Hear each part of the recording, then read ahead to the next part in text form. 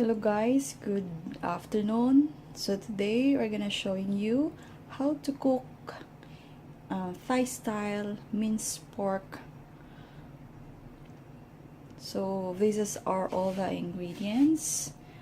This is half lemon, 1 piece shallots cut dice, as well as onions dice, 4 cloves of garlic, light sauce,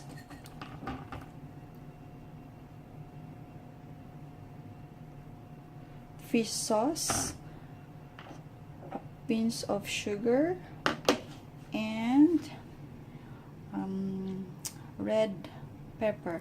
Actually, you can put green and yellow as well, but I prefer to choose one color only, so just to add color for the food.